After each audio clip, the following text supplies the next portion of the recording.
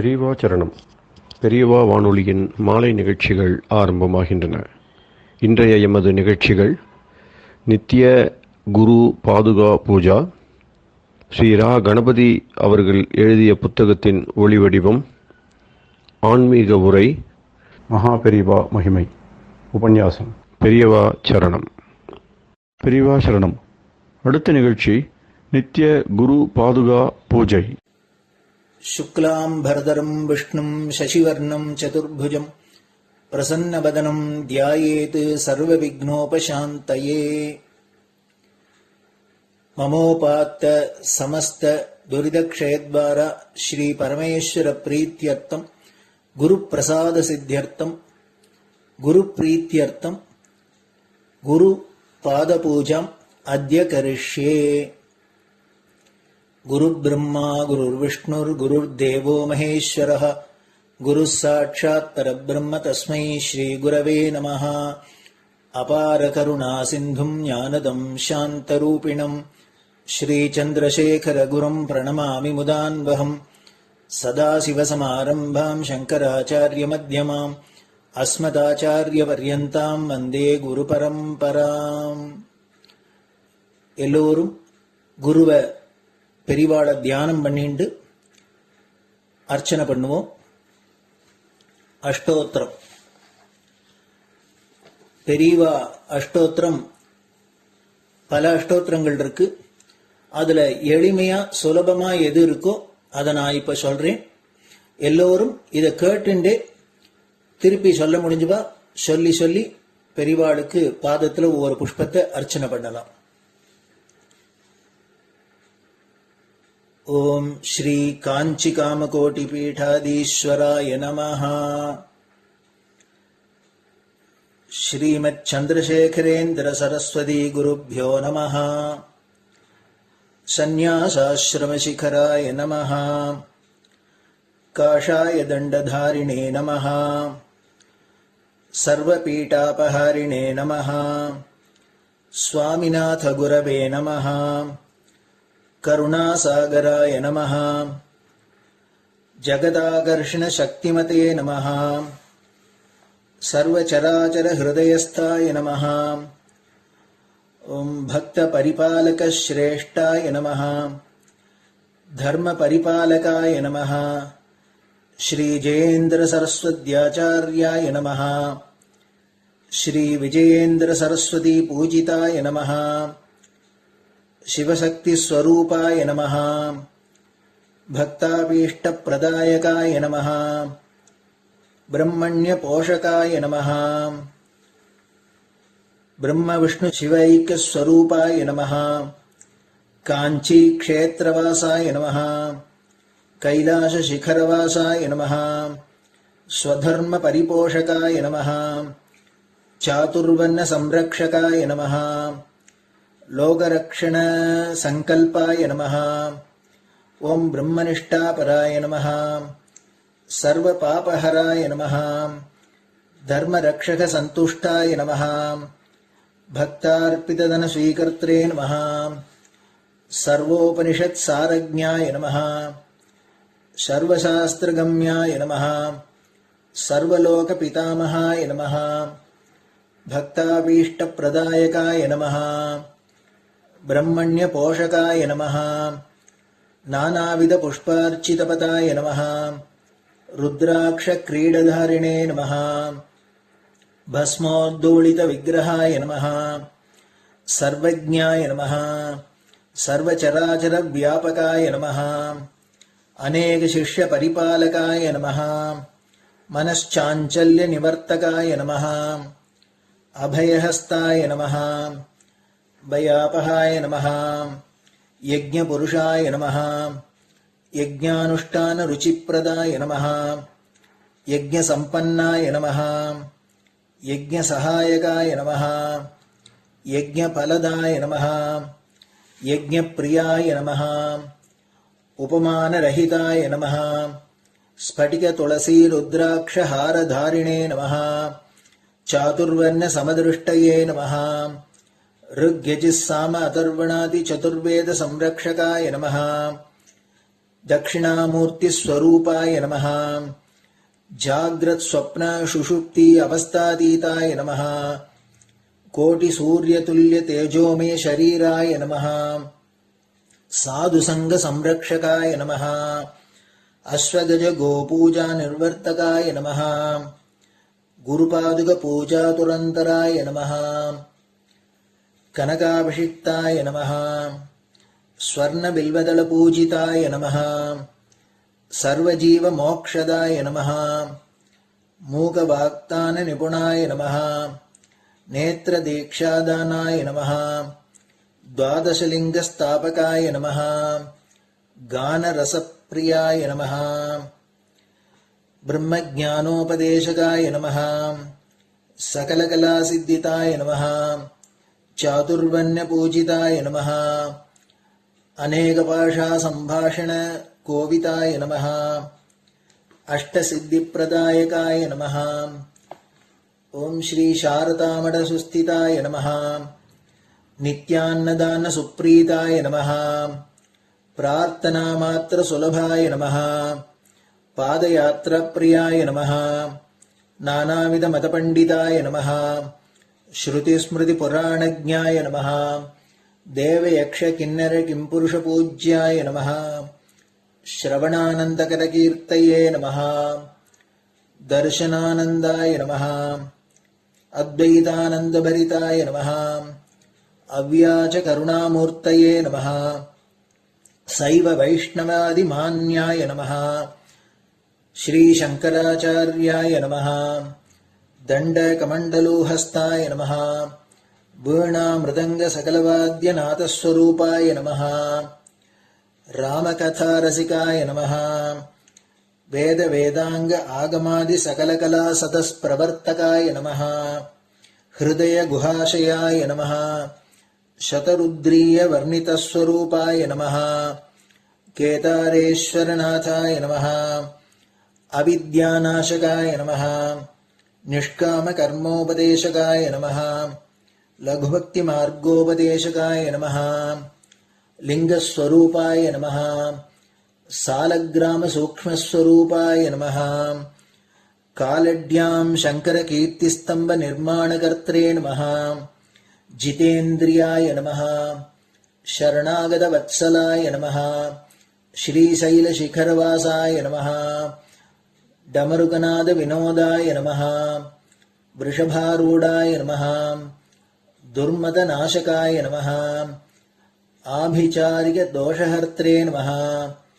मिताहाराय नमः मृत्युविमोचकशक्त्याय नमः श्रीचक्रार्चनतत्पराय नमः दासानुग्रहकारकाय नमः अनुराधानक्षत्रजाताय नमः सर्वलोकख्यातशीलाय नमः वेङ्कटेश्वरचरणपद्मषट्पदाय नमः श्री महात्रिपुरसुन्दरी समेत श्री चन्द्रमौलीश्वर पूजाप्रियाय नमः श्रीमच्चन्द्रशेखरेन्द्र सरस्वती सद्गुरु परब्रह्मणे नमः गुरुभ्यो नमः परमगुरुभ्यो नमः परमेष्टिगुरुभ्यो नमः परात्परगुरुभ्यो नमः गुरुपरम्पराभ्यां नमः गुरुपादुकाभ्यां नमो नमः. அடுத்தது ஊதுபத்தி இருந்தா அதை காமிச்சு தூபம், நெய் தீபம் இருந்தா காமிச்சு அதை நெய் தீபம் தீபம் காமிச்சுட்டு நைவேத்தியம் வெத்தலைப்பாக்கு பழம் இதுலேருந்து ஆரம்பிச்சு அவளுக்கு எது சௌரியமோ அதுபடி நைவேத்தியம் பண்ணலாம். அதுக்கு அடுத்தது கற்பூர ஹாரத்தி பண்ணி எல்லோரும் பிரதட்சிண நமஸ்காரம் பண்ணி பெரியவாள்கிட்ட பிரார்த்தனை பண்ணிண்டு எல்லோரும் க்ஷேமமா இருக்கணும், லோகம் பரம மங்களமா சௌக்கியமா இருக்கணும், எல்லோரும் வியாதி வெக்க இல்லாத ஆயுராரோக்கிய ஐஸ்வர்யத்தோட சாந்தம் அமைதியோட ஞான வைராக்கியத்தோட எல்லோரும் நல்லவர்களாயிருந்து நன்மையை அடையணும்னு பிரார்த்தனை பண்ணி இந்த பூஜையை தினம் செய்யலாம். குரு பிரம்மா குருர் விஷ்ணுர் குருர் தேவோ மகேஸ்வரः குரு சாட்சாத் பரபிரம்ம தஸ்மை ஸ்ரீ குரவே நமஹ. அபார கருணா சிந்தும் ஞானதம் சாந்தரூபிணம் ஸ்ரீ சந்திரசேகர குரும் பிரணமாமி முதான்வகம். சதாசிவசமாரம்பாம் சங்கராச்சாரிய மத்யமாம் அஸ்மதாச்சாரிய பர்யந்தாம் வந்தே குரு பரம்பராம். குரு பாத பூஜை நிறைவடைஞ்சது. பெரியவா சரணம். பெரியவா சரணம். பெரியவா வானொலியில் நேயர்கள் அடுத்து கேட்க இருப்பது ஸ்ரீ ரா கணபதி அவர்கள் எழுதிய புத்தகத்தின் ஒளி வடிவம். அளிப்பவர் ஸ்ரீமதி உமா சங்கர் அவர்கள். தேனினும் இனிய சொல்லான் தீச்சுடர் மேனி கொண்டான் ஊனுயிர்க்கு உயிரதான ஒன்றினைக் கலந்து நின்றான். ஏனினிக் கவலை நெஞ்சே இன்றுனக் அருள் செய்தான் இஞ்ஞானவான் காமகோட்டி நாதனை நம்புவோமே. ஜெய ஜெய சங்கர, ஹரஹர சங்கர. மகாபெரிவாளின் உபன்யாசங்களை ரா கணபதி அண்ணா தெய்வத்தின் குரல் என்ற பெயரில் 7 பாகங்களாக தொகுத்து அளித்ததின் 7ஆம் பாகத்தின் அடுத்த பகுதி. ஸ்ரீ சுப்பிரமணியாய நமஸ்தே. பாத தாமரை. பூஜிதாப்ஜ சரணாய.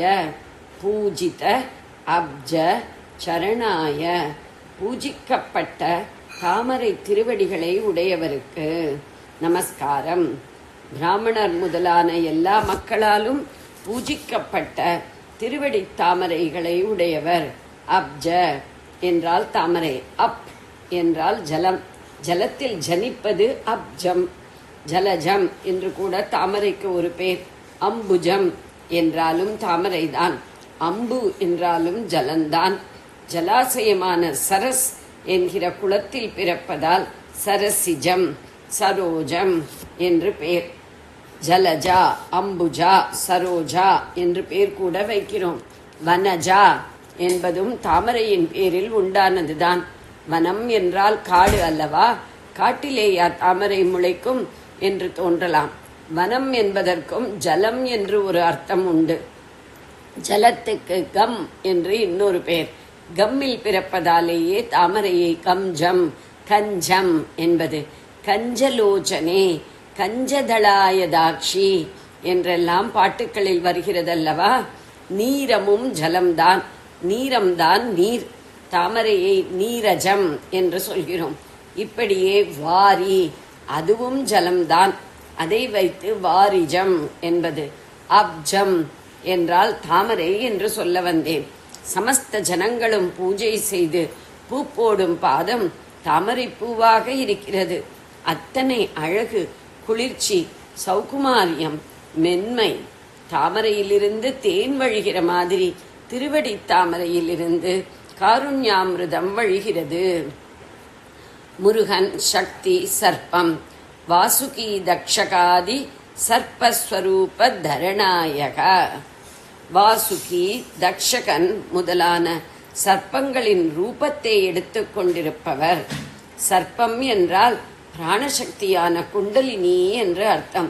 குண்டலம் மாதிரி பாம்பு வளைத்து சுருட்டி கொண்டு படுத்துக் கொள்கிறதல்லவா? அப்படித்தான் சாதாரணமாக நாம் இருக்கிற ஸ்திதியில் பிராணசக்தி சுருட்டி கொண்டு தூங்குகிற மாதிரி இருக்கிறது.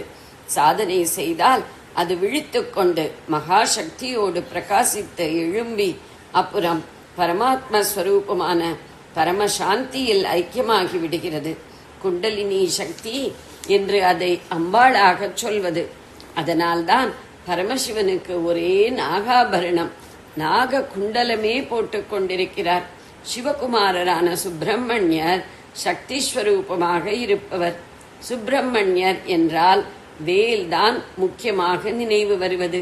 எல்லா சுவாமிக்குமே ஆயுதங்கள் இருந்தாலும் சுப்பிரமணியரும் அநேக ஆயுதங்களை தரித்து கொண்டிருந்தாலும் சாக்ஷாத் அவரே வேலாயுதம் என்று நினைக்கிற அளவுக்கு எந்த சுவாமியுடனும் எந்த ஆயுதத்தையும் ஐடென்டிக்கலாக சர்வ சமமாக நினைப்பதில்லை.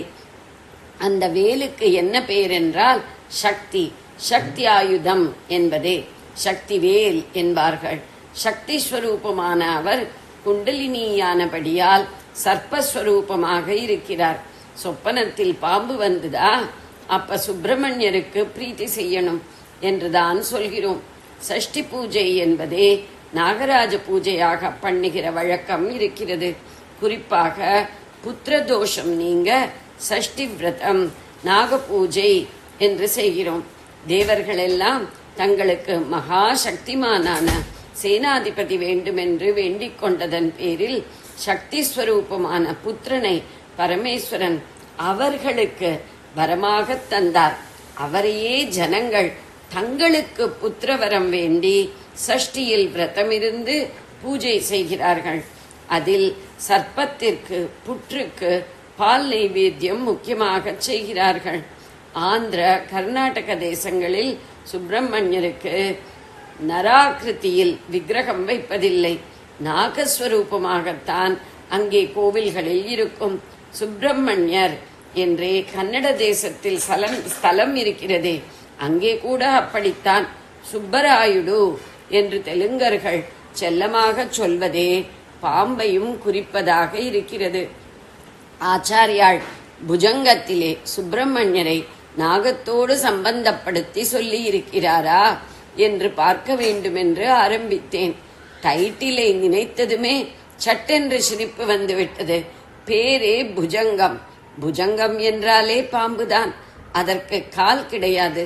மரவட்டை கம்பளி பூச்சிக்கெல்லாம் எண்ணி முடியாத கால்கள். சர்ப்பத்துக்கு காலே இல்லை.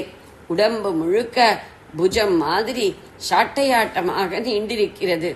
புஜத்தை அப்படியே வளைத்து வளைத்து இழுத்து கொண்டு போகிறதால் அது புஜங்கம். பாம்பின் கதி மாதிரியே அமைந்த ஒருவித சந்தத்துக்கு புஜங்க பிரயாதம் என்று பெயர். அந்த மீட்டரில் உள்ள ஸ்லோகத்தை சொல்லும் போதே பாம்பு வளைந்து வளைந்து போகிற மாதிரி இருக்கும். ஆச்சாரியாள் பல தெய்வங்களின் மேலே புஜங்கம் பாடியிருக்கிறார். ஆனாலும் புஜங்கம் என்ற மாத்திரத்தில் நினைப்பது சுப்பிரமணிய புஜங்கத்தை தான். மற்ற சுவாமிகளின் மேலே அஷ்டகம், பஞ்சரத்னம், இன்னும் பலவிதமான ஸ்துதிகளையும் பண்ணிவிட்டு ஒரு புஜங்கமும் பண்ணியிருக்கிறார். ஆனால் சுப்பிரமணியர் பேரில்தான் சொல்ல வேண்டியது அத்தனையையும் அடக்கி ஒரே ஒரு புஜங்கம் மட்டும் பண்ணி நிறுத்திவிட்டார். இதுவே ப்ரூஃப் தான் அவர் நாகசுப்பிரமணியமாகவே சுவாமியை காட்டுவதற்கு என்று புரிந்தது. தெய்வங்களிடம் முரண்பாடுகளும் ஒன்று சேர்தல். சர்ப்பஸ்வரூபம் என்று சொல்லும்போது சர்ப்பங்களில் தலைவர்களாக உள்ள வாசுகி, தக்ஷகன் ஆகியவர்களை தீட்சிதர் குறிப்பிட்டு அந்த ரூபங்களை எடுத்துக்கொண்டவனே என்கிறார். சர்ப்ப ஜாத்தியில் முக்கியமான 7 சர்ப்பங்களின் படம் போட்டு அதற்கே சஷ்டி பூஜை பண்ணுகிறது உண்டு. வாசுகிதான் நாகலோகத்தில் நாகராஜாவாக இருப்பது.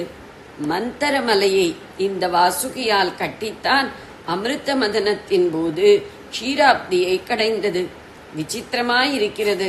அமிர்தத்தை உண்டாக்க விஷப்பாம்பு உபகரணமாகிறது. விரோதமாயிருக்கிறவை எல்லாமும் சத்காரியத்தில் ஒன்று சேர்ந்து விடுவதே இதற்கு தாத்பரியம். சுப்பிரமணியர் சர்ப்பஸ்வரூபர் என்பதை பார்த்தாலே இந்த ஒன்று சேர்தல் தெரியும். அவர் வாகனம் என்ன? மயில். அது சர்ப்பத்தின் பரமவெய்ரி. அது ஒரு சர்ப்பத்தை அது நசுக்கிக் கொண்டிருக்கிற மாதிரியே சித்தரித்திருக்கும். நாகபந்த மயூரா என்று திருப்புகழில் கூட இருக்கிறது. சர்ப்பத்தை நசுக்கிக் கொண்டு அதன் மேலே உட்கார்ந்து கொண்டிருக்கிற மயிலின் மேலே உட்கார்ந்து கொண்டிருப்பவரே சர்ப்பஸ்வரூபர். சிங்க சொப்பனம் என்பதாக சொப்பனத்தில் சிங்கத்தை பார்த்தால் கூட யானைக்கு பயத்தில் பிராணன் போய்விடும். ஆனால் சிங்கத்தின் மேலேயே ஒரு யானை உட்கார்ந்திருக்கிறது.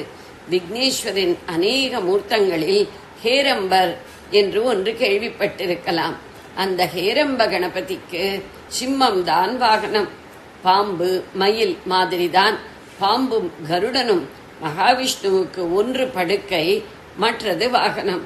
மயிலும் கருடனும் பாம்பை தின்றுவிடுமென்றால் பாம்பு சந்திரனை தின்றுவிடும். அப்படித்தானே கிரகணத்திற்கு கதை சொல்லுகிறோம். பரமசிவன் சிரசிலோ பாம்பும் இருக்கிறது, சந்திரனும் இருக்கிறது. பார்வதி பரமேஸ்வராளை தம்பதியாக பார்க்கும்போது இப்படியே விசித்திரமாயிருக்கிறது. மாட்டை பார்த்தால் சிங்கம் விடுமா? ஒரே அடியில் அடித்து போட்டு தின்றுவிடும். ஆனால் பரமசிவன் ரிஷப வாகனத்தில் உட்கார்ந்திருக்க அம்பாளோ சிங்கவாகினியாக இருக்கிறாள். தாத்பரியம், பரமாத்மாவின் சந்நிதியில் எதிரெதிராக இருப்பதெல்லாம் கூட துவேஷபாவம் போய் ஒற்றுமையாக சேர்ந்து விடுகின்றன என்பதுதான். வாசுகி தக்ஷகாதியில் இருந்தோம். வாசுகிதான் அமிர்தம் எடுக்க கடை கயிறு என்று சொன்னேன். முருக ஆதிசேஷர்கள். வாசுகியே தான் ஆதிசேஷன் என்றும் அவை வெவ்வேறே என்றும் இரண்டு விதமாக சொல்கிறார்கள். அது எப்படியானாலும் ஆதிசேஷனுக்கும் சுப்பிரமணிய சம்பந்தம் உண்டு. வெங்கடரமண சுவாமிக்கு சுப்பிரமணிய சம்பந்தம் நிறைய தெரிகிறது.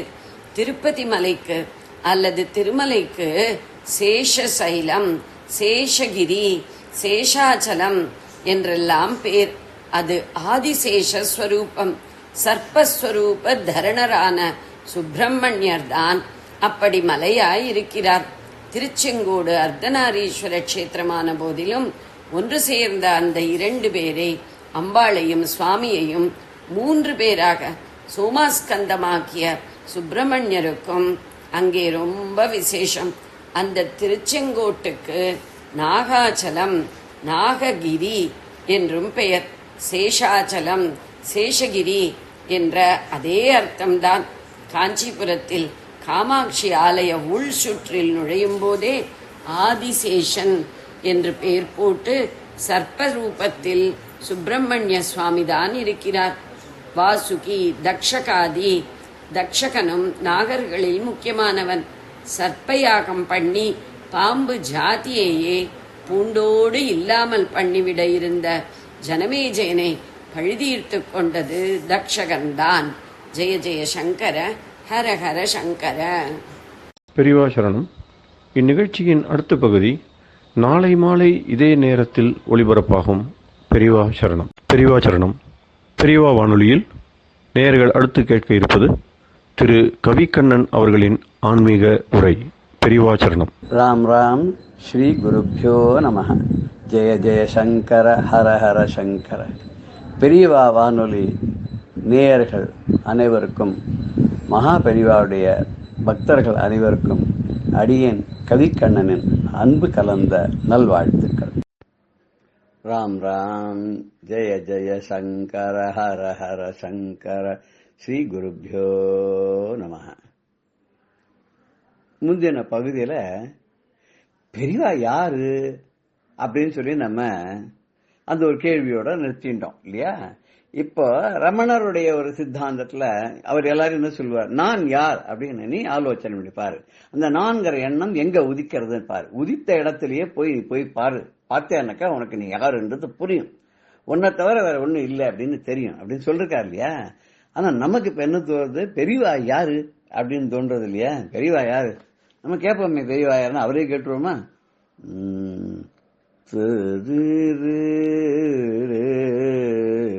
ஏறுமையில் ஏறு வரும் பெருமானும் நீயோ, ஏதமில் தும்பிக்கை எழிலோனும் நீயோ. ஏறுமையில் ஏறி வரும் பெருமானும் நீயோ, ஏதமில் தும்பிக்கை எழிலோனும் நீயோ. ஆறுமுகம் தனகின்ற ஆதிசிவன் நீயோ, ஆறுமுகம் தனகின்ற ஆதிசிவன் நீயோ. ஆகம வேதங்கள் கூறும் முகம் நீயோ, ஆகம வேதங்கள் கூறும் முகம் நீயோ. ஆறுதல் கூறியே அடைக்கலம் அளித்திடும், ஆறுதல் கூறியே அடைக்கலம் அளித்திடும். அலைகடல் வண்ணனாம் ஸ்ரீஹரியும் நீயோ, அலைகடல் வண்ணனாம் ஸ்ரீஹரியும் நீயோ. நீருடன் காவியும் தண்டமும் தரித்து, நீருடன் காவியும் தண்டமும் தரித்து தரிசனம் தந்திடும் குருநாதன் நீயே, தரிசனம் தந்திடும் குருநாதன் நீயே, சீருடன் காஞ்சியில் சிவமாக விளங்கிடும் சிற்பர ரூபனே சத்குரு நீயே, சீருடன் காஞ்சியில் சிவமாக விளங்கிடும் சிற்பர ரூபனே சத்குரு நீயே, மாறுமுகம் இல்லாத சந்திர சேகர மாதவ சங்கர நின்னடி போற்றி, மாறுமுகம் இல்லாத சந்திர சேகர மாதவ சங்கர நின்னடி போற்றி, மாதவ சங்கர நின்னடி போற்றி.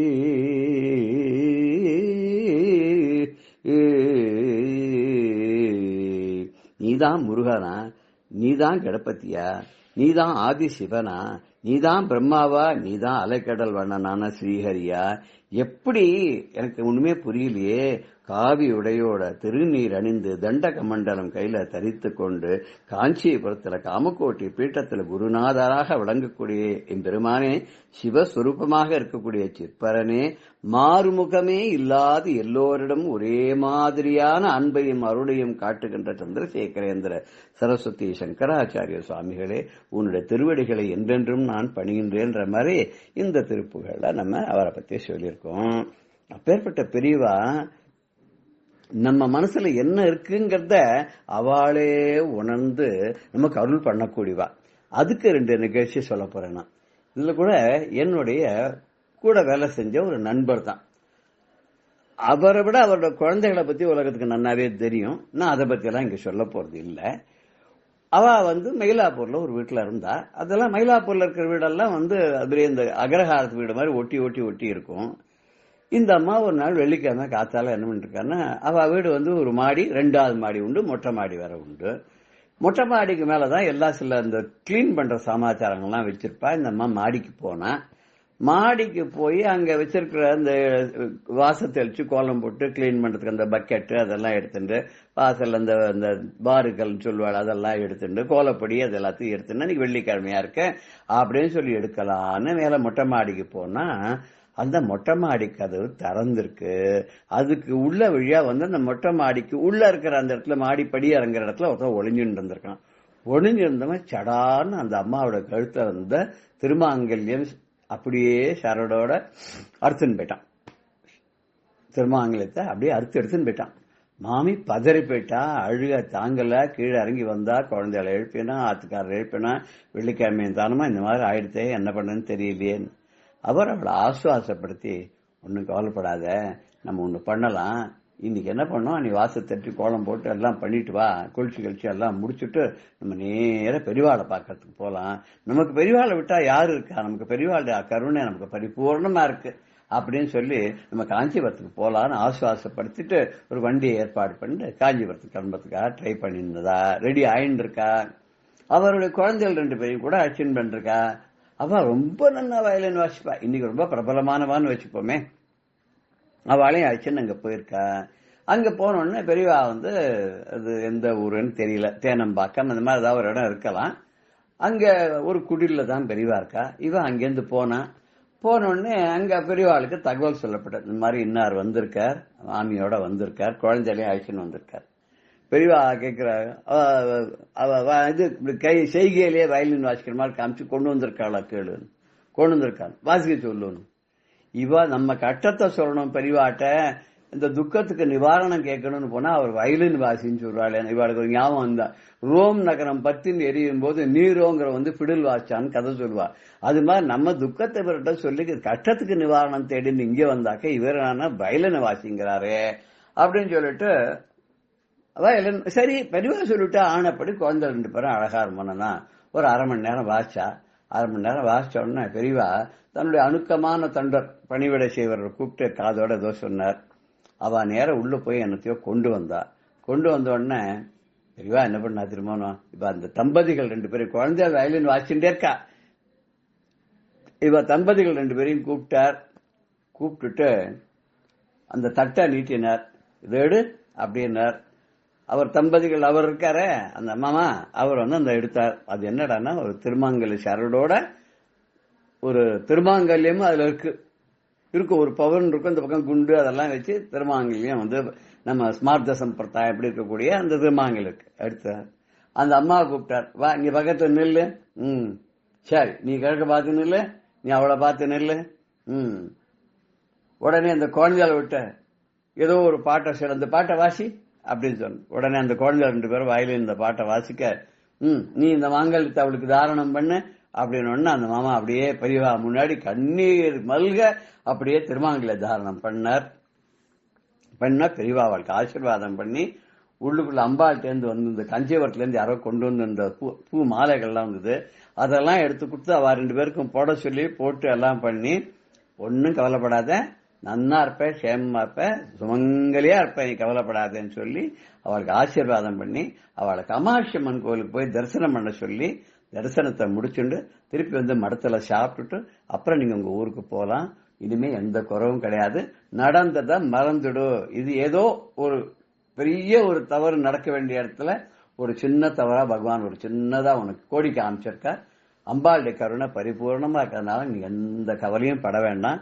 குழந்தைகள் ரொம்ப நன்னா ஓஹோஹோன்னு வருவா. இவாளுக்கு என சொல்ல முடியாத அளவுக்கு பெருமையோட பேரும் புகழோட ஓஹோஹோன்னு இருப்பா அப்படின்னு ஆசீர்வாதம் பண்ணி பிரசாதத்தை கொடுத்து அனுப்பிச்சா.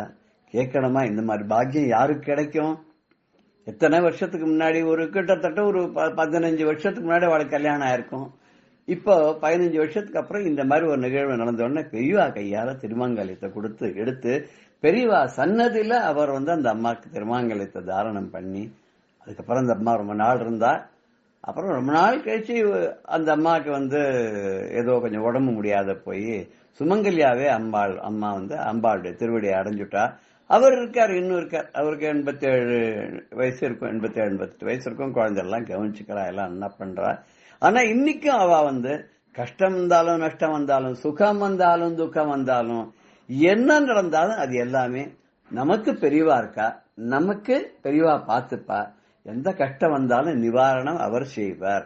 இந்த கஷ்டங்கள்லாம் நம்ம ஸ்புடம் போடுறதுக்காக வந்த சோதனைகள் தான் அப்படின்னு சொல்லி எப்பவுமே பெரியவாளுக்கே அடிமையாக இருந்து இன்னைக்கு அந்த குழந்தைகள் பெரியவா பெரியவா பெரியவா பெரியவான்னு இருக்கக்கூடிய அந்த குழந்தைகள் க்ஷேமமா சௌக்கியமா சந்தோஷமா ரொம்ப நன்னா இருந்துட்டு இருக்கா.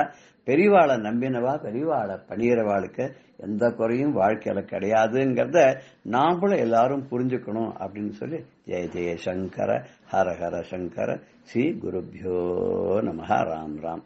பெரியவா சரணம். இந்நிகழ்ச்சியின் அடுத்த பகுதி நாளை மாலை இதே நேரத்தில் ஒளிபரப்பாகும். பெரியவா சரணம். பெரியவா சரணம். அடுத்த நிகழ்ச்சி மகா பெரியவா மகிமை உபன்யாசம். வழங்குபவர் பிரம்மஸ்ரீ கணேச சர்மா அவர்கள்.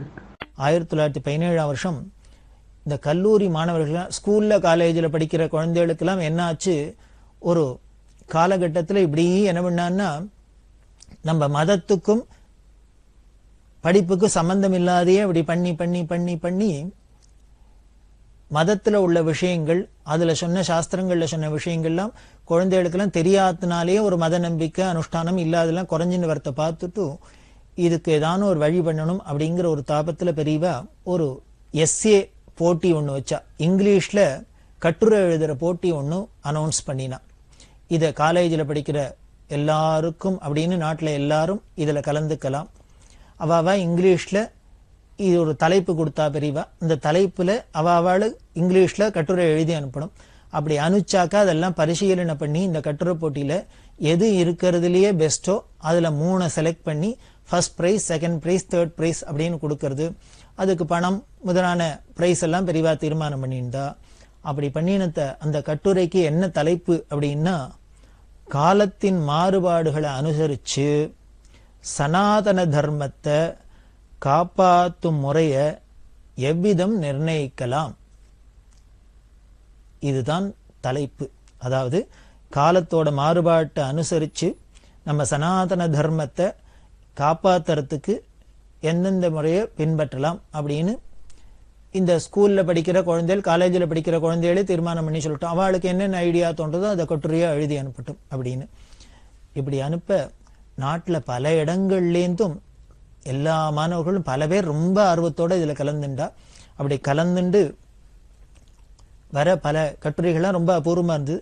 அதுல 3 பிரைஸ் கிடைச்சது, கொடுக்கப்பட்டது. அதுல ஃபர்ஸ்ட் பிரைஸ் வாங்கினவர் VR ராமச்சந்திர தீக்ஷிதர் அப்படிங்கிற மாணவர். இவர் தான் பிற்காலத்துல மெட்ராஸ் யூனிவர்சிட்டியில பெரிய ப்ரொஃபஸரா இருந்தார். இப்படி மாணவர்களுக்கெல்லாம் ஒரு மதத்துல ஈடுபாடு வரணும், அவளுக்கும் ஒரு ஆர்வம் வரணும் அப்படிங்கிறதுக்காக ஒரு கட்டுரை போட்டியெல்லாம் வச்சு 1917 வருஷமே ஆரம்பிச்சாச்சு பெரியவா தன்னோட காரியத்தை. அப்படி இருந்த பெரியவா சதாவதானி அஷ்டாவதானி அப்படின்லாம் சொல்ற வழக்கம் உண்டு. அதாவது 100 கேள்வி கேட்பா அறிஞர்கள்லாம். அந்த 100 கேள்வியும் வாங்கிண்டு கிரகிச்சுண்டு 100த்துக்கும் உடனே பதில் சொல்லணும். இது சதாவதானி அப்படின்னு பேரு.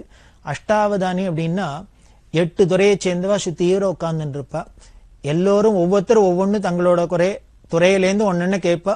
உடனே அவர் அந்த வித்வான் அதுக்கு பதில் சொல்லணும். இதுதான் அஷ்டாவதானி சதாவதானின்னு பேரு. இது மாதிரி துளை எல்லாமும் பெரியவா எப்படி இருந்தா அப்படிங்கிறத பார்க்கலாம். ஒரு சமயம் பெரியவா மடத்துல இருக்கிறதே ஒரு வைஷ்ணவ சதாவதானி ஒருத்தர் வந்திருந்தார். தன்னோட வித்தியை பெரியவாளுக்கு காமிச்சு பெரியவாள்கிட்ட அனுகிரகம் வாங்கிட்டு போகணும் அப்படின்னு. பெரியவாளுக்கு தான் இதெல்லாம் ரொம்ப சந்தோஷமாச்சே. எல்லாம் அதுக்குண்டான வித்வான்கள்லாம் வந்திருந்தா. எல்லாரும் அவ ஒரு துறையில சேர்ந்தவாள்லாம் கேள்வி கேட்கிறா. இந்த கேள்வி எல்லாம் ஒவ்வொருத்தருக்கு சொல்றதையே பெரியவா என்ன அந்த சதாவதானி கேட்டு அவர் தான் பதில் சொல்லணும். ஆனா பெரியவா என்ன தங்கிட்ட இருந்த ஒரு கூட இருந்தவற்ற உடனே யாரான அந்த கேள்வியை சொன்னா அதுக்கு என்ன பதில் அப்படின்னு தங்கிட்ட கூட இருந்தவற்ற குறிச்சு வச்சுக்க சொல்றது. இது ரகசியமா. இப்படி 100 கேள்வியும் கேட்கப்பட்டது. 100 கேள்விக்கும் பெரியவா தானே ரகசியமா பதில் சொல்லி தங்கிட்ட இருந்த ஒரு பாரிஷதத்தை குறிச்சு வச்சுக்க சொன்னா, இப்ப கேள்வி எல்லாம் கேட்டு முடிஞ்சோடனே அந்த வைஷ்ணவ சதாவதானி அவர் பதில் சொல்லணும் இல்லையோ, அவர் உடனே பதில் சொல்ல ஆரம்பிச்சார். இப்படி 100 கேள்விக்கு அவர் பதில் சொல்றத பார்த்தா என்ன ஆச்சரியமா இருந்ததுன்னு, பெரியவா என்ன பதில் சொல்லி எழுதிக்க சொன்னாலோ அதே பதிலாவே இருந்தது. இதை பெரியவா அப்புறம் அவர் பதில் சொன்னோன்னு இதை காமிச்சா, நான் சொன்ன பதிலும் இதான், எனக்கு தெரிஞ்ச சொன்னேன் சரியா இருக்கா பாருங்கன்னா 100ம் இந்த சதாவதானி சொன்ன பதிலாவே இருந்தது. அந்த சதாவதானி ரொம்ப ஆச்சரியப்பட்டார். நாங்கெல்லாம் இது ஒரு ஆர்ட்டா கத்துக்குன்னு ஏதோ பண்றோம், பெரியவா ஏதோ எத்தனை காரியத்துக்கு நடுப்புற இருக்கா. காலங்காலத்தால விடிகாரத்தால ஏந்துண்டாக்க ராத்திரி எப்போ படுத்துக்க போறான்னு தெரியல, அப்படி இருக்கா. அவ்வளவு பிஸியா இருக்கிறவா, அத்தனை காரியங்கள் இருக்கிறவா எப்படி இந்த சதாவதானியாவும் பரிணமிக்கிறா அப்படிங்கிறது ஆச்சரியப்பட்டு அவர் ரொம்ப சந்தோஷப்பட்டார். இந்த சதாவதானியும் பெரியவா சதாவதானியாவும் இருந்தா அப்படிங்கிறது தெரியறது. அப்போ வயசு அவளுக்கு எவ்வளவுன்னா ஆச்சரியமா இருக்கும். 24 வயசு தான் ஆச்சு. அப்படி ஒரு அதிசயம். இன்னொரு சமயம் பெரிய சர்க்கஸ் கம்பெனி வச்சு நடத்தின்றவர் ப்ரொஃபசர் ராமமூர்த்தி அப்படிங்கிறவர். அவர் பெரியவாள்கிட்ட வந்தார் பெரியவா தரிசனத்துக்கு. அப்படி வந்தவர் அவருக்கு யோகாபியாசத்துல ரொம்ப இன்ட்ரெஸ்ட் உண்டு. அந்த யோகாபியாசத்தை பத்தி பல சந்தேகங்கள்லாம் கேட்டு பெரியவாள்கிட்ட தெளிவுபடுத்திக்கணும் அப்படின்னு பல கேள்விகள்லாம் கேட்டு அதுக்கு உண்டான பதிலெல்லாம் அடைஞ்சு ரொம்ப திருப்தியோட போனார். அப்படி இருந்த அந்த ப்ரொஃபசர் ராமமூர்த்தி பின்னால தன்னோட ஃப்ரெண்டுகிட்ட சொன்ன வார்த்தை, பிரம்மச்சரியத்தோட சக்தி எவ்வளவுங்கிறத பெரியவாள்கிட்ட நான் பார்த்தேன். அந்த சக்தியை கொண்டு உலகத்துல சாதிக்க முடியாதெல்லாம் சாதிச்சுடலாம் அப்படின்னு ப்ரொஃபசர் ராமமூர்த்தி தன்னோட ஃப்ரெண்டுகிட்ட சொன்னாராம் பெரியவாளை பார்த்துட்டு. அப்படின்னா அந்த நைஷ்டிக பிரம்மச்சரியம், அந்த ஜபம் தபம் எல்லாத்துலயும் எப்படி பெரியவா சிறந்து விளங்கினா அப்படின்னு தெரியறது. இதை விட இன்னொரு ஆச்சரியம், 1910 வருஷம் வாக்குல இருக்கும். அப்போ பெரியவாளுக்கு வயசு 16. அப்போ அந்த காலத்துல ரொம்ப பிரபலமா இருந்தவர் இந்த மகேந்திர ஜாலம் அப்படின்னு சொல்லக்கூடிய மேஜிக் ஷோல ரொம்ப பிரபலமா இருந்தவர் பீதாம்பரம் அப்படிங்கிறவர். அந்த மெஜிஷியன் பீதாம்பரம் ஸ்ரீமடத்துக்கு வந்து பெரியவாள்கிட்ட தன்னோட வித்தையை காமிச்சு பெரியவா ஆசீர்வாதம் பிரசாதம் வாங்கிக்கணும் அப்படிங்கிறதுக்காக வந்தார். பெரியவாளுக்கு இந்த மேஜிக் ஷோ பண்ணி காமிக்கிறார். இந்த மேஜிக் ஷோ மடத்துல இருந்தா எல்லாம் 100கணக்கான கூட்டம் வந்து சேர்ந்துட்டு எல்லாரும் வேடிக்கை பார்க்கறதுக்கு ஆர்வமா இருக்கா. அப்போ பெரியவாள் கிட்ட பக்கத்துல ஒரு 6 வயசு குழந்தை, அந்த குழந்தையும் பார்க்க வந்தது. இந்த குழந்தை யாரு அப்படின்னா பெரியவாளோட பூர்வாசிரம தம்பி சதாசிவ சாஸ்திரி அப்படின்னு பேரு. பிற்காலத்துல சிவன் சார் அப்படின்னு சொல்லுவா. அவரும் பெரிய ஞானி யோகீஸ்வரர். இது பெரியவாளே சொன்னது, பிறவியிலே ஞானி என் தம்பி அப்படின்னு. சர்வஜனான யோகீஸ்வரான பெரியவாளுக்கு தம்பியா பிறந்தவா எப்படி இருப்பா? அப்படிதான் அவரும் ஞானியா இருந்தார். இந்த 6 வயசு தம்பி குழந்தை சிவனும் பார்த்துட்டு இருக்கு, சங்கராச்சாரியரான 16 வயசு பெரியவாளும் பார்த்துட்டு இருக்கா. 100கணக்கான பேர் இந்த பீதாம்பரத்தோட மேஜிக் ஷோவை பார்த்துட்டு இருக்கா. அப்ப என்ன பண்ணார் அவர், பல வித்தைகள்லாம் காமிச்சுன்னு வரது, திடீர்னு தங்கிட்ட இருந்த இந்த கர்ச்சி கைக்குட்டையை அப்படி எடுத்தார், உதறி இப்படி தூக்கி போட்டாரோ இல்லையோ, அது என்ன ஆச்சுன்னா பெரிய பாம்பா படம் எடுத்துன்னு ஷீரிண்டு பாஞ்சின்னு வந்தது. இந்த கைக்குட்டையை தூக்கி அப்படி விட்டு எரிஞ்சோன்னு தூக்கி எரிஞ்சோன்னு அது பாம்பா படம் எடுத்துன்னு பெரிய பாம்பா ஷீரிண்டு வரத்தை பார்த்தோன்னு அங்க வேடிக்கை பார்த்துருந்த அத்தனை பேரும் அலறி புடைச்சுண்டு பயந்துன்னு ஒடியே போயிட்டா. இப்படி அத்தனை பேரும் ஓட உட்கார்ந்தது 2 பேர் தான். யாருன்னா இந்த 16 வயசு சுவாமிநாதன்கிற சந்திரசேகரேந்திர சரஸ்வதியும் 6 வயசு சதாசிவமும். இது 2 மட்டும் இருந்த இடத்த விட்டு அசையல்ல. எதனால எப்படி அப்படின்னு வேற ஒண்ணும் இல்லை. மற்றவாளுக்கெல்லாம் இது மேஜிக் தான் வித்தைதான்னு பார்த்துட்டு காத்த நேரம் தெரிஞ்சா கூட அது என்ன ஆயிடுறது, இந்த பாம்பு அப்படின்னு எதையானு பார்த்தோன்னு உடனே பயம் வந்துடுது, பீதி வந்துடுது. அப்போ இது வெறும் மாயதான வித்தைதானே அப்படிங்கிறதுலாம் இல்லாத உசிருக்கு பயந்துன்னு ஓடினா தேவையில்லைன்னு ஓடுறது. ஆனா இது 2 ஞானியா இருந்ததுனால ஞானிக்கு ஏது மாய, அங்க போய் மாயதானு ஞானிக்கு முன்னால கைவரிசையை காமிக்க முடியுமா? இல்ல அதனால ஞானிக்கு தான் மயக்கம் உண்டா, பயம் உண்டா, பீதி உண்டா? ஒன்றும் கிடையாது அப்படின்னு தெரியுது. இப்படி மெஜிஷியன் வந்து பெரியவாள்கிட்ட காமிக்கிறார். 1917ஆம் வருஷம் பல பேர் வந்து பல பிரமுகர்கள்லாம் வந்து பெரியவாளை தரிசனம் பண்ணினா, பல வித்வான்கள்லாம் தரிசனம் பண்ணா அப்படின்லாம் பார்த்தோம். தர்பங்கா அப்படிங்கிற இடத்துல வடதேசத்திலேருந்து உள்ள மகாராஜா, இந்த தர்பங்கா மகாராஜா தட்சிண தேசத்துல யாத்திரையா வந்தவர். பெரியவாளோட பெருமையை கேள்விப்பட்டு கும்பகோணம் மடத்துல வந்து பெரியவாளை தரிசனம் பண்ணார். 3 நாள் கும்பகோணம் மடத்துல தங்கி பெரியவாளை தரிசனம் பண்ணி பல விஷயங்கள்லாம் பேசினார். அப்படி இருந்தவர் பெரியவாள்கிட்ட பிரார்த்தனை பண்ணினார், இப்பேற்பட்ட பெரியவா எங்க வடதேசத்துக்கெல்லாமும் யாத்திரை பண்ணி எங்களுக்கெல்லாமும் தரிசனம் கொடுத்து அந்த ஜனங்களுக்கெல்லாமும் அனுகிரகம் பண்ணும் அப்படின்னு பிரார்த்தனை பண்ண பெரியவா அவர்கிட்ட சந்தோஷமா வரேன்னு சொல்லியிருந்தா. அதுக்கப்புறம் 1919ஆம் வருஷம் காசி யாத்திரை பண்றதுக்கு இந்த தர்பங்கா ராஜாவோட பிரார்த்தனை ஒரு காரணம் அப்படின்னு சொல்லலாம். சங்கீதத்தை சேர்ந்த பல வித்வான்கள்லாம் பெரியவாள்கிட்ட வந்து அளவலாவி இருக்கா. தியாக பிரம்மத்தோட சிஷ்ய பரம்பரையில வந்தவர் மகா வைத்தியநாத சிவனோட சிஷ்யர் உமையாள்புரம் சுவாமிநாதையர் அப்படிங்கிறவர். வயலின்ல பெரிய மகாமேத திருக்கோடிக்காவல் கிருஷ்ணய்யர் அப்படிங்கிறவர். மாயவரத்துல பெரிய வேண வித்வான் வைத்தியநாதையர் அப்படிங்கிறவர். இவாள்லாம் பல சந்தர்ப்பங்கள்ல வந்து பெரியவாள்கிட்ட சங்கீதத்தை பத்தின விஷயங்கள்லாம் பரிமாறிப்பா. மாயவரம் வேண வித்வான் வைத்தியநாதையர் அப்படின்னு சொன்னேன். அவருக்கு 2 பிள்ளைகள். அதுல ஒரு புள்ள பேர் சபேசையர்னு பேரு, இன்னொரு புள்ள பேர் கிருஷ்ணமூர்த்தியர்னு பேரு. எல்லாருமே வேண நன்னா வாசிப்பா. இருந்தாலும் இந்த சபேசையர் ரொம்ப நன்னாவே வேண வாசிப்பர். அதுல இன்னொரு விசேஷம் என்ன அப்படின்னா, அந்த சபேசையர் சன்னமா மெல்லிசா குரல்ல பாடிண்டே இந்த வேணையை வாசிப்பர். இந்தவர் பாடிண்டே இந்த வேணையை வாசிக்கிறது கேட்கிறவாளுக்கெல்லாம் கந்தர்வ கானமா இருக்கும். அப்படியே மெய் மறந்து போயிடுவா. அப்படி ஒரு வசீகரமான தெய்வீகமான வித்வான் இந்த சபேசையர். இந்த சபேசையர் வேண வாசிக்க ஆரம்பிச்சதுக்கு அப்புறமே வைத்தியநாதர் தாங்க கச்சேரி பண்றதை நிறுத்தி நோட்டார். அந்த அளவுக்கு இவர் மகா வித்வானா இருந்தார். அப்படி இருக்க இந்த சபேசையர் தன்னோட அப்பா வைத்தியநாதையர், தம்பி கிருஷ்ணமூர்த்தி எல்லாரோடையும் அடிக்கடி மடத்துக்கு வந்து பெரியவாளுக்கு வேண வாசிச்சு காமிக்கிறது, பெரியவாள்கிட்ட நாதோபாசனை பண்றதுங்கிறது சகஜமா இருந்தது. அப்படி ஒரு சமயம் வந்து சபேசையர் வேண வாசிச்சு நிற்கிற எல்லாரும் பல பேர் கூட்டம் கூடிடுவா. இந்த தெய்வீகமான கச்சேரியான்னா இருக்கும். இது சாதாரண சபால நடக்கிறாப்பில் இல்லை, பெரியவா சன்னதியில சந்திரமௌலீஸ்வர சன்னதியில எல்லாம் நடக்கிறது. அதனால இதை கேட்கறதுக்குன்னே எல்லாரும் வந்து கூடியிருப்பா. அப்படி பெரிய சபை கூடியிருக்கு. அதுல சபேசையர் வேண வாசிச்சுன்னு இருக்கார். அப்பா வைத்தியநாதர் உட்காந்து கேட்டு இருக்கார், பெரியவாளும் உட்காந்து கேட்டு இருக்கா.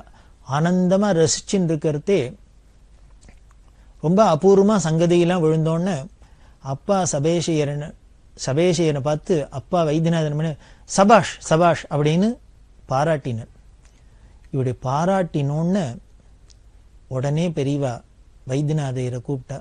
அவர்கிட்ட சொன்னா, உங்க புள்ள ரொம்ப தேவகானமா கந்தர்வகானமா பண்றது வாஸ்தவம்தான், ஆனா கூட உங்க புள்ளையோட அந்த பெருமையை இத்தனாம் பெரிய சபையில எல்லார் எதிர்க்கும் நீங்களே பாராட்டலாமா?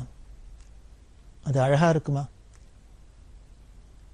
உங்க குழந்தையோட வித்வத்தை ஊர்வலகம் மத்தவா பாராட்டினாதான் அந்த குழந்தைக்கும் பெருமை. அதனால எக்காரணத்தை கொண்டும் நம்ம குழந்தையோட அந்த வித்வத்தை, அந்த மேதாவிலாசத்தை, அதுவும் சபையில நம்மளே பாராட்டுறதுங்கிறது நன்னா இருக்காது, அதனால அது பண்ண வேண்டாம் அப்படின்னு சொன்ன. இந்த உபதேசம் பண்ணினோன்னு வைத்தியநாதையர் ரொம்ப வருத்தப்பட்டார். எனக்கு வயசாயிடுத்தே வழிய இப்படி ஒரு இந்த சின்ன விஷயம் தெரியல, மன்னிச்சுக்கணும், இன்னுமே பெரியவா சொல்றபடியே நடந்துக்கிறேன் அப்படின்னு சொன்ன. ஏன் பெரியவா அப்படி சொன்னான்னு, அதுதான் தர்மத்தை நிலைநாட்டுறதுக்குன்னா இவ அவதாரம் பண்ணி வந்திருக்கா. சாஸ்திரமே சொல்றது. சாஸ்திரம் என்ன பண்றது, எப்படி புகழலாங்கிறத முதற்கொண்டு சொல்றது. யாரை புகழலாம், எப்படி புகழலாம் அப்படிங்கிறதுக்கெல்லாம் கூட நமக்கு சாஸ்திரம் இருக்கு இல்லையா. இந்த ஸ்தோத்திரம் பண்ணணும் அப்படின்னாக்க எப்படி பண்ணணும் 4 சொல்றது. ஒருத்தர் நேருக்கு நேர் ஸ்தோத்திரம் பண்ணணும் அப்படின்னா, அவரை புகழணும்னா 2 பேரை தான் நேருக்கு நேர் புகழலாம், ஸ்தோத்திரம் பண்ணலாம். அந்த 2 பேர் யாருன்னர், தெய்வத்தையும் குருவையும் தான் நேருக்கு நேர் ஸ்தோத்திரம் பண்ணலாம். இப்போ லலிதா சஹஸ்ரநாமம், விஷ்ணு சஹஸ்ரநாமம், இந்த ஸ்துதி அந்த ஸ்துதி எல்லாம் பண்றோம். காமாட்சி, மீனாட்சி, விசாலாட்சி, மகாவிஷ்ணு, அம்பாள், முருகன், பிள்ளையார் அப்படின்லாம் ஸ்தோத்திரம் பண்ணணும். தெய்வ சந்நிதியில போய் தெய்வத்தை நேருக்கு நேர் நாம முகஸ்துதி நேரையே பண்ணலாம். அதே மாதிரி குருவையும் ஸ்தோத்திரம் பண்ணலாம். குருவை நாம ஸ்தோத்திரம் பண்ணலாம். தெய்வம்ங்கிறது எங்கேயோ இருக்கு, நமக்கு நேர பிரத்யட்சமா தெரியறாப்புல இல்லை. இந்த பிரத்யட்சமா தெரியறவர் குரு. இந்த பிரத்யட்சமா தெரியறவர்ல குருவை தான் நேருக்கு நேர் ஸ்தோத்திரம் பண்ணலாம். அதே மாதிரி உறவுக்காரால புகழணும் அப்படின்னா எப்படி புகழணும், அவளை நேருக்கு நேர் புகழப்படாதான். புகழணும், அந்த நாம் அவளை சந்தோஷமா பேசுறோம், அவளை பத்தி நல்ல அபிப்பிராயம் வச்சுருக்கோம்னு அந்த உறவுகாரா காதுக்கு போறாப்புல இன்னொருத்தட்ட சொல்லலாம். அதாவது நேருக்கு நேர் புகழப்படாது, யார் மூலியமாவானும் அவ காதுக்கு போறாப்புல புகழலாம். அதே மாதிரி வேலைக்காரால எப்போ அப்ரிஷியேட் பண்ணலாம் அப்படின்னாக்க, அவள்கிட்ட வேலையெல்லாம் வாங்கிண்டதுக்கு அப்புறம் புகழணும். அந்த புகழ் தான் அளவா புகழணும் சாஸ்திரம் சொல்றது. அக்கா ஒன்ன போல கிடையாது, இனிமே நீ செஞ்சாப்புல வேலை யாரும் செய்ய மாட்டா, நீ இல்லைன்னா நான் இருக்கவே மாட்டேன், என்னால ஒண்ணுமே பண்ணிக்க முடியாது அப்படின்லாம் சொன்னாக்க உடனே அவளுக்கு ஒரு மாதிரி கர்வம் வந்துடும். ஓ இனிமே நம்மளை நம்பிதான் இவர் இருக்காராக்கம் எஜமான் அப்படின்லாம் வந்துடும். அதனால சாஸ்திரம் என்ன சொல்றதுன்னு, வேலைக்காரால புகழாதே இருந்தாலும் அவளுக்கு ஒரு மாதிரி ஃப்ரஸ்ட்ரேஷன் வந்துடும். இவ என்ன சொன்னாலும் நம்மள அப்ரிஷியேட்டே பண்ண மாட்டார் அப்படின்னு அதுவும் நெகட்டிவா இம்பாக்ட் இருக்கும். ஸோ அப்படியும் விட்டுறப்படாது. அக்கா ஒரேடியா அவாக்க ஆஹா ஊஹுன்னு புகழ்ந்துடப்படாது. அதனால புகழ் அளவா புகழ், அதுவும் எப்போன்னு வேலையெல்லாம் முடிஞ்சப்புறம் அப்படின்னு சாஸ்திரம் சொல்றது. இப்படி 3 பேருக்கு சொன்னது. கடைசியா 4வதா என்ன பண்ணது, தாம் பெத்த குழந்தைகளை மட்டும் எக்காரணத்தை கொண்டும் புகழப்படாது அப்படின்னு சாஸ்திரம். ஏன் குழந்தைகள் என்ன புகழப்படாதா அப்படின்னா, இந்த காலத்துல வேணா ஆர்கியூ பண்ணலாம். இது சாஸ்திரம் ஏன் இப்படி சொல்லித்துன்னர், உன் குழந்தைய நாமளே புகழ்ந்துன்னு கொண்டாடினோம்னா என்ன போயிடும்னர், அந்த குழந்தை உருப்படாத போயிடும். நம்ம குழந்தையில அடுத்தவா புகழறாப்புல நாம வைக்கணும், அதுக்கு தயார் பண்ணணும். அந்த குழந்தையிலும் அப்படி இருக்கணும். அப்படிங்கிறதுனால அவளுக்கு ஒரு வினயம் வரணும், அடக்க வரணும் அப்படிங்கிறதுக்காக தான் இப்படி எல்லாம் சாஸ்திரம் சொல்றது. ஏதோ ஒரு காரண காரியங்களோடு தான் சொல்றது, இல்ல குதர்க்கறதுக்கு வேலை இல்லை. அப்படி சாஸ்திரமே தன்னோட குழந்தைகளை நேருக்கு நேர் புகழாதுன்னு சொல்றதுனால அதைத்தான் நீங்க பிரமாணமா வச்சுன்னு பெரியவா சொன்னா, உங்க புள்ள வாசிப்ப நீங்களே இப்படி சபையில எல்லாருக்கும் சொல்லலாமா, புகழலாமா அப்படின்னு சொல்ல அவரும் அதை நியாயமா ஏத்துண்டு.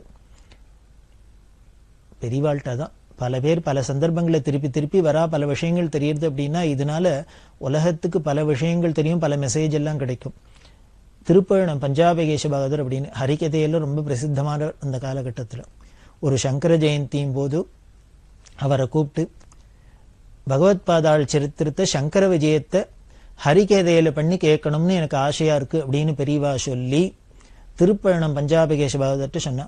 அவர் சொன்ன, எனக்கு சங்கர விஜயம் சொல்லி பழக்கம் இல்லை, அதுவும் ஹரிகதையா அப்படின்னு சொல்ல பெரியவா இல்லை, தயார் பண்ணி நீ தான் சொல்லணும் அப்படின்னு சொல்ல அவரும் ரொம்ப சிரமப்பட்டு விஷயங்கள்லாம் சேகரிச்சு 5 நாள் பிரமாதமா வந்து கும்பகோணம் மடத்துல ஹரிகதையா சங்கர விஜயம் சொன்னார்.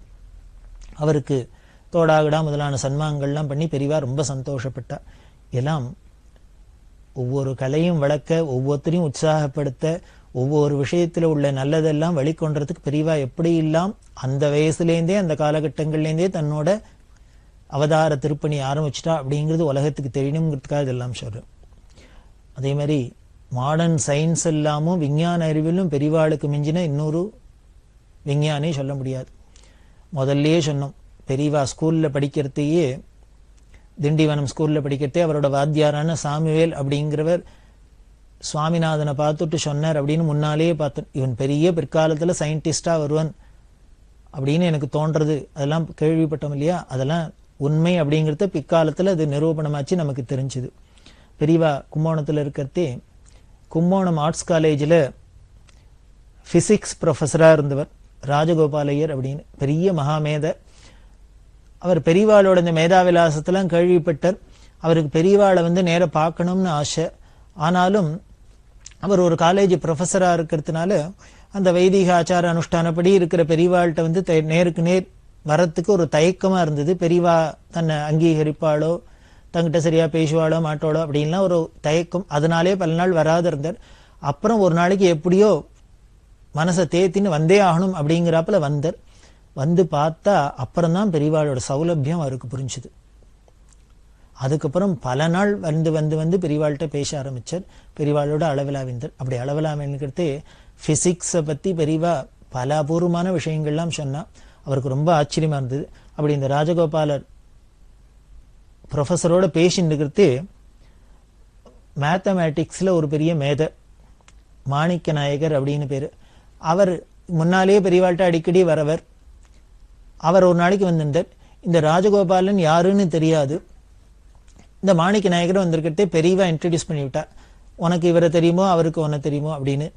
உடனே இவர் தான் பிசிக்ஸ் ப்ரொஃபஸர் ராஜகோபாலன், இவர் தான் பெரிய மேத்தமேட்டிஷியன் மாணிக்க நாயகர் அப்படின்னு ஒருத்தருக்கு இன்ட்ரடியூஸ் பண்ணிவிட்டா. கற்றாரே கற்றாரே காமரூர் அப்படிங்கிறாப்புல ரெண்டு பேரும் சேர்ந்துட்டு பெரியவாள்கிட்ட ரொம்ப சந்தோஷமா பேசிட்டு இருந்தா. அப்படி இருக்கிறதே வானசாஸ்திரத்தை பத்தி பெரியவா எக்ஸ்பிளைன் பண்ணா அப்படி ஒரு பல விஷயங்களை சொன்னா. காலேஜ்லேருந்து டெலஸ்கோப்லாம் கொண்டு வர சொல்லி டெமான்ஸ்ட்ரேட்லாம் பண்ணி காமிச்சு இந்த வானசாஸ்திரத்துல பல விஷயங்களை சொல்ல சொல்ல சொல்ல இந்த மாணிக்க நாயகர் ராஜகோபாலையர் ரெண்டு பேருக்கும் ஆச்சரியமா இருந்தது. அப்புறம் ராஜகோபாலையர், நாங்கள்லாம் ஏதோ ஸ்கூல்ல காலேஜெல்லாம் படிச்சு கிடிச்சிட்டு இதெல்லாம் தெரிஞ்சுண்டு அந்த விஷயத்தெல்லாம் சொல்றோம் பேசுறோம். ஆனா பெரியவாளை பார்த்தா இப்படி ஆச்சார அனுஷ்டானத்தோட உள்ள இவ்வளவு கட்டுப்பாடு உள்ள ஒரு மடத்துல உட்கார்ந்துட்டு இந்த வயசுல எப்படி இத்தனை விஷயங்கள்லாமும் இந்த மாடர்ன் சயின்ஸ்ல உள்ளதெல்லாம் தெரிஞ்சுட்டா அப்படின்னு ஆச்சரியமா இருக்கு அப்படிங்க. இப்ப பெரியவா சொன்னா, அதெல்லாம் ஒண்ணும் இல்லை, எல்லாம் நம்ம சாஸ்திரத்துல சொல்லிக்கிட்டே தான் மாடர்ன் சயின்ஸ் எல்லாம் சொல்லியிருக்கு. இதுக்கும் அதுக்கும் எப்படி லிங்க் இருக்கு அப்படிங்கறது எல்லாமும் அதுல பெரியவா நிரூபணம் பண்ணி காமிச்சா. இப்படி எல்லாம் தன்னோட மேதாவிலாசத்தை இந்த சின்ன வயசுலேருந்தே பரிணமிக்க ஆரம்பிச்சது. இன்னும் ஒவ்வொரு துறையில வந்தவாள்லாம் எப்படி எல்லாம் வியந்து கொண்டாடி இருக்கா. அந்தந்த துறையெல்லாம் பெரியவா என்னென்னலாம் தன்னோட விலாசத்தை மேதாவிலாசத்தை காமிச்சான்னு பிற்காலத்துல பின்னால வர நிகழ்ச்சிகளை நம்ம நிறைய பார்க்க போறோம். காசி யாத்திரை பண்ணணும்னு ஆசைப்பட்டா. நமது சனாதன மதத்துல, நமது பாரத தேசத்துல ரொம்ப முக்கியமா இருக்கிறது காசி யாத்திரை. அவசியம் வாழ்க்கையில ஹிந்துவா பிறந்த ஒவ்வொருத்தரும் பண்ணியே ஆகணும். ஒரு தரமானும் கங்கையில போய் ஸ்நானம் பண்ணணும். எத்தனையோ நதிகள் இருக்கு, எத்தனையோ தீர்த்தங்கள் இருக்கு, எத்தனையோ குளங்கள் இருக்கு, ஆறுகள் இருக்கு. அப்படி இருந்தா கூட இந்த கங்கைக்கு என்ன பெரிய விசேஷம் அப்படின்னா, திருமூர்த்திகளோட சம்பந்தப்பட்டது இந்த கங்கை. இந்த கங்கை விஷ்ணுவோட பாதோதகம். வாமனாவதாரம் பண்ணி திரிவிக்ரமனா ஆகாசத்தை அளக்கிறதே தன்னோட திருப்பாதத்தை தூக்கி வச்சோன்னு பிரம்மா என்ன பண்ணினர், தன்னோட கமண்டலத்துல இந்த தீர்த்தத்தினால விஷ்ணு பாதத்தை அபிஷேகம் பண்ணினர். அப்படி அபிஷேகம் பண்ண தீர்த்தம் தான் ஒரு பெரிய நதியாவே பிரவாகமாயி தேவலோகத்துல ஓடி இருந்தது. அது ஆகாச கங்கை அப்படின்னு வானுலகத்துல ஓடின்னு இருக்கிறது தான். பிற்காலத்துல ரகுவம்சத்துல வந்த பகீரதன்கிற ராஜாவோட பிரார்த்தனைக்கு தபஸ்னால பூலோகத்துக்கு கொண்டு வரப்பட்டது. அப்படி விண்ணுலகத்திலேருந்து மண்ணுலகத்துக்கு வந்த ஒரு நதி அப்படின்னா இந்த கங்கை பரம பவித்திரமானது. அது விஷ்ணு பாதோதகம். பகவானோட பாத தீர்த்தம் அப்படின்னா அது எவ்வளவு பவித்திரமா இருக்கும். அது விஷ்ணுவோட பாதோதகம். பிரம்மாவோட கையில இருந்த தீர்த்தம், அதனால பிரம்மாவோட கைப்பட்ட தீர்த்தம். இதுக்கு மேல இந்த பிரம்ம விஷ்ணு சிவன் அப்படின்னு சொல்லக்கூடிய திருமூர்த்திகள்ல மூணாவதா இருக்கிற பரமேஸ்வரனோட சிரசுல இருக்கிற தீர்த்தம். பெரியவா சரணம். இந்நிகழ்ச்சியின் அடுத்த பகுதி நாளை மாலை இதே நேரத்தில் ஒளிபரப்பாகும். பெரியவா சரணம். பெரியவா சரணம். அடுத்த நிகழ்ச்சி திருவாசக இன்னிசை. வழங்குபவர் ஸ்ரீ சத்குருநாத தேசிகர் அவர்கள். பெரியவா சரணம். திருச்சிற்றம்பலம். திரு அண்டப்பகுதி. அண்டப்பகுதியின் உண்டை பிறக்கம்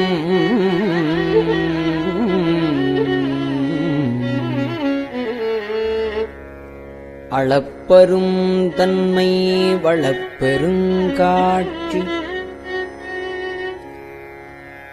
ஒன்றனுக்கு ஒன்று நின்று எழில் பகரின்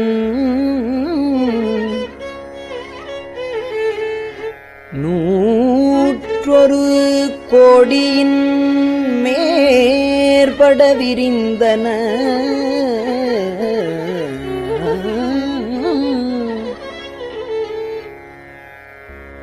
இன்னுழை கதிரின் துண்ணணு புரைய சிறியவாகப் பெரியோன் தெரியும்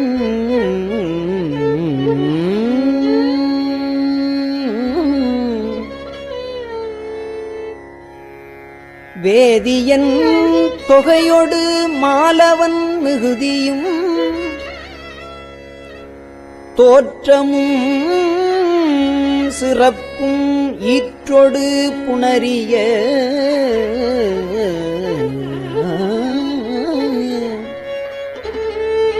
மாப்பேர் ஊழியும் நீக்கமும் நிலையும் சூக்கமொடு தூலத்துச் சூரை மாருதத்து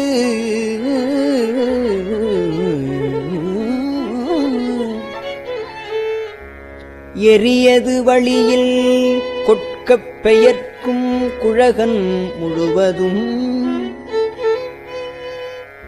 படைப்போர் படைக்கும் பழையோன் படைத்தவை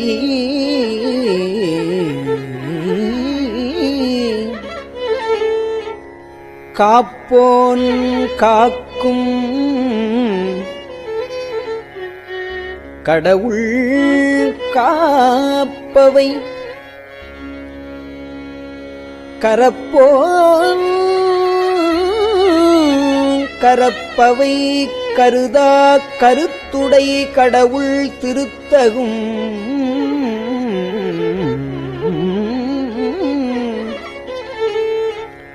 அறுவகை சமயத்து அறுவகையோர்க்கும் வீடு பேராய் நின்ற விண்ணோர் பகுதி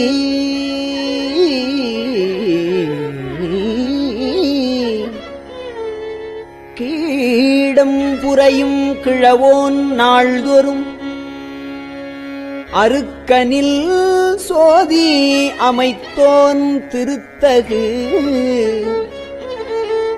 மதியில் தன்மை வைத்தோன் திண்திறல் தீயின் வெம்மை செய்தோன் பொய்தீர் வானில் கலப்பு வைத்தோன் மேதகு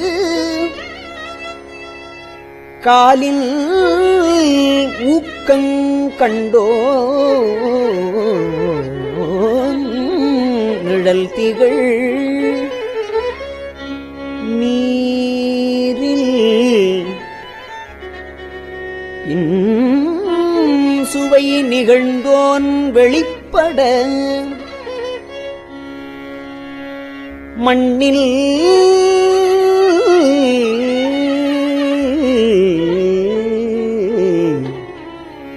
திண்மை வைத்தோன் என்று என்று எனைப் பல கோடி எனைப் பல பிறவும்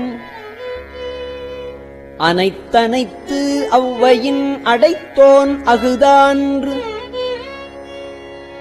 முன்னோன் காண்க முழுதோன் காண்க தன்னேரில்லோ தானே காண்க ஏனத் தொல்லையிரு அணிந்தோன் காண்க காணப் புலியுரி அறையோன் காண்க நீற்றோன் காண்க நினைதொரும் நினைதொரும் ஆற்றேன் காண்க அந்தோ கெடுவேன்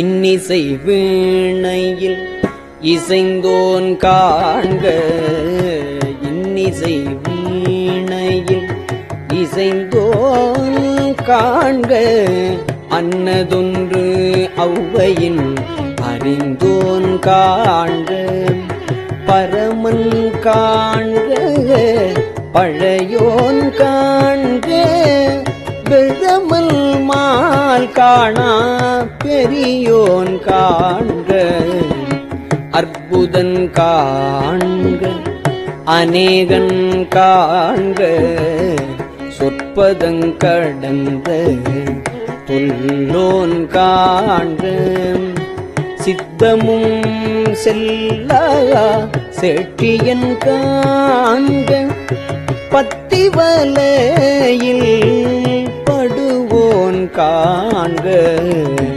ஒருவன் என்னும் ஒருவன் காண்க விரிபொழில் முழுதாய் தெரிந்தோன் காண்க அணுத்தரும் தன்மையில் ஐயோன் காண்க இணைப்பரும் பெருமையில் ஈசன் காண்க அரியதில் அரிய அரியோன் காண்க மருவிய பொருளும் வளர்ப்போன் காண்க நூலுணர் உணரா நுண்ணியோன் காண்க மேலொடு கீழாய் விரிந்தோன் காண்க மேலொடு கீழாய் விரிந்தோன் காண்க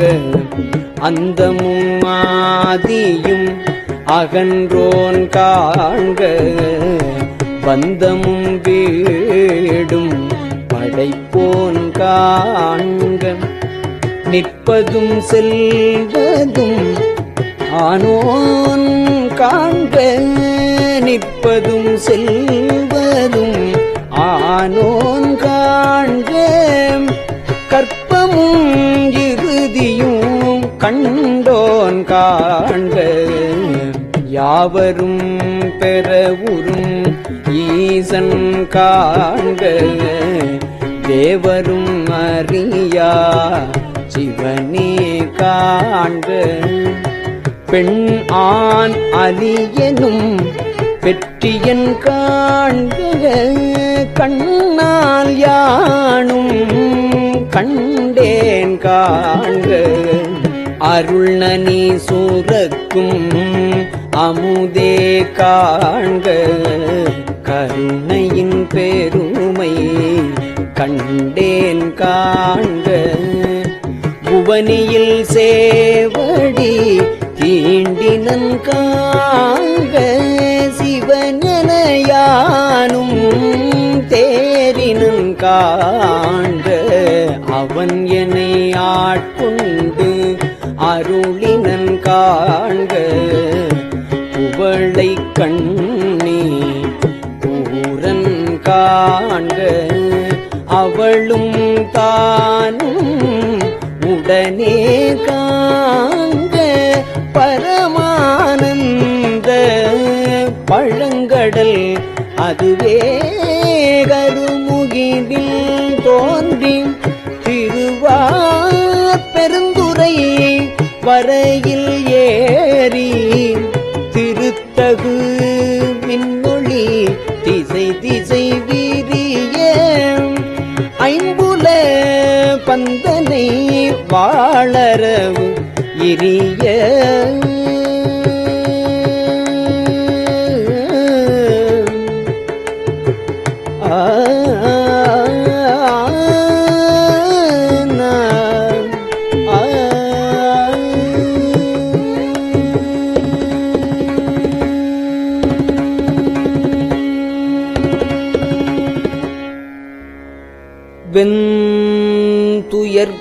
வெந்துயர்கோடை மாத்தலை கரப்ப நீடு எழில் தோன்றி வாழ்வொளி மிளிர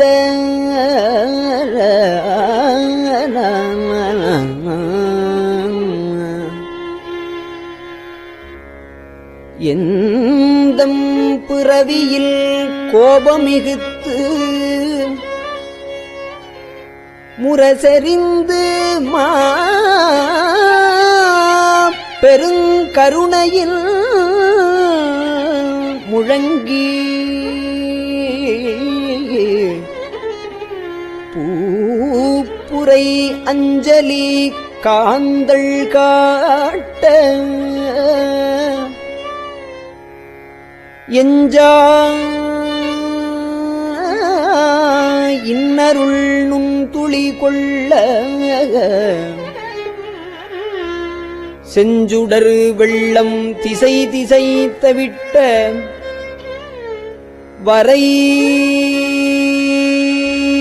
வரையுறக்கேதக் குட்டங் கையற ஓங்கி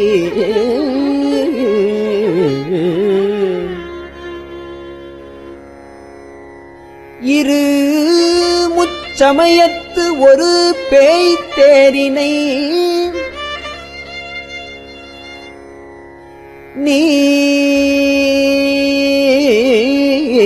நீர்நசை தரவரு நெடுங்கண்மான் கணம்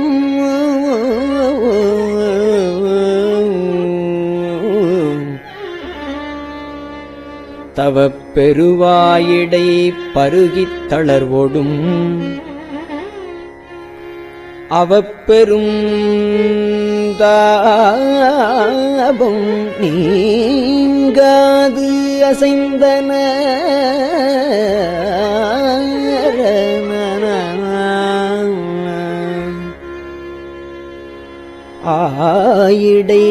ஆயிடைவான பெரியாற்று அகவையின் பாய்ந்து எழுந்து இன்பப் பெருஞ்சுழி கொழித்து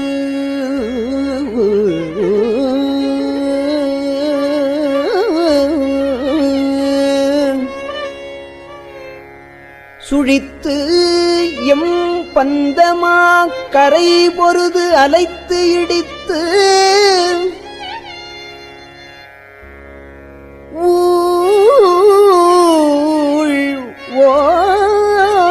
ஓங்கியனங்கள் ஊழ் ஓங்கியனங்கள்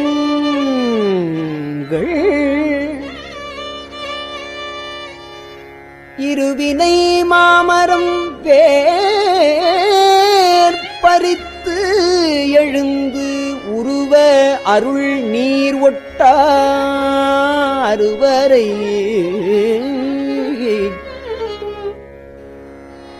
அருவரைச் சந்தின் வான் சிறை கட்டி மட்டவிழ் வெறிமலர்குளவாய் கோலி நிறை அகில்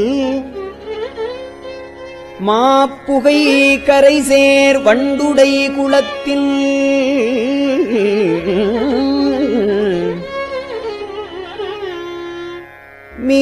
மீக்கொள மேன்மேல் மகிழ்தலின் நோக்கி அருச்சனை வயலுள் அன்பு வித்திட்டு தொண்ட உழவர் ஆரத்தந்த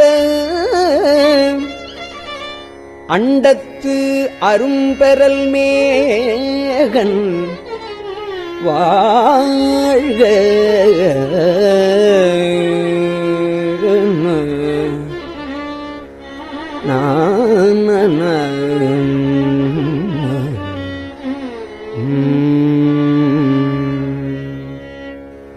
திருச்சிற்றம்பலம். பெரியவா சரணம். இந்நிகழ்ச்சியின் அடுத்த பகுதி நாளை மாலை இதே நேரத்தில் ஒளிபரப்பாகும். பெரியவா சரணம். பெரியவா சரணம். பெரியவா வானொலியின் இன்றைய நிகழ்ச்சிகளின் நிறைவாக திருப்பொன்னூசல் வழங்குபவர் சத்குருநாத தேசிகர் அவர்கள். பெரியவா சரணம். திருச்சிற்றம்பலம். திருப்பொன்னூசல். நஞ்சமர் கண்டத்தன் அண்டத்தவர் நாதன்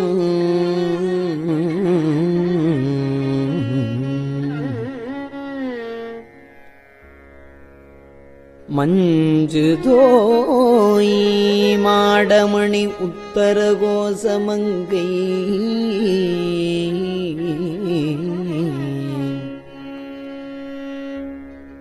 அஞ்சொலாள் தன்னொடும் கூடி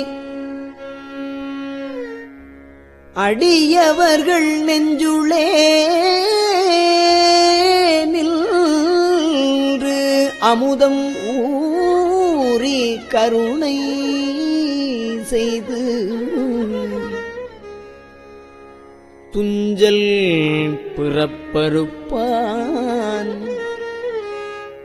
தூய புகழ் பாடி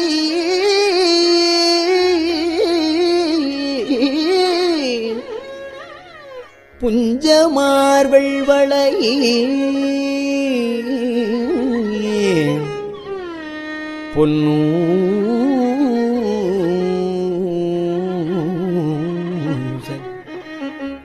பொன்னூசல் ஆடாமோ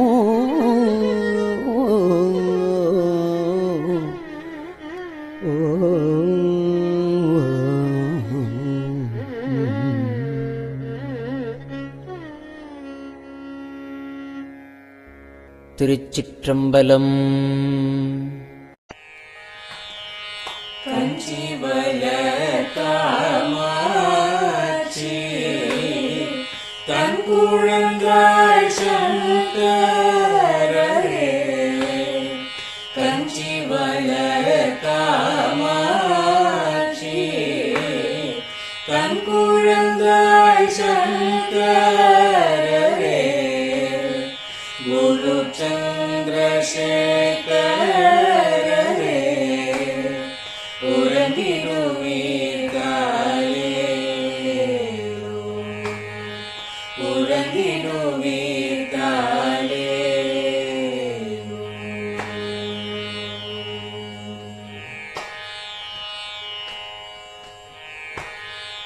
ஆதிகுரு சங்கரராய் அன்றொரு நாள் வந்தவரே. 68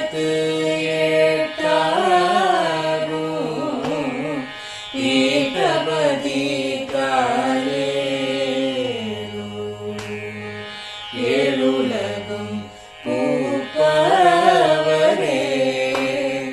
காப்பவரே கரப்பவரே. எல்லோர்க்கும் அருள்பவரே உறங்கிடுவீர்களே.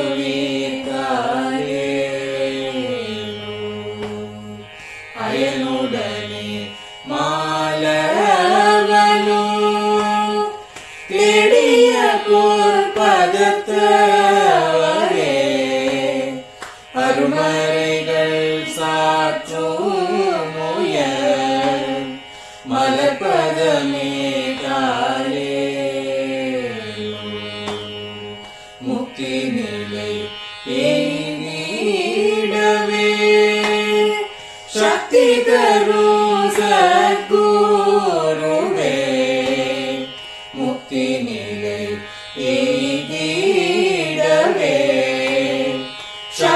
தரும் சத்குருவே நித்தமெங்கள் நாவீசையில் நித்திரை கொள்தாளே நித்தமெங்கள் நாவீசையில் நித்திரை கொள்தாளே நித்தமெங்கள் நாவீசையில் நித்திரை கொள்தாளே.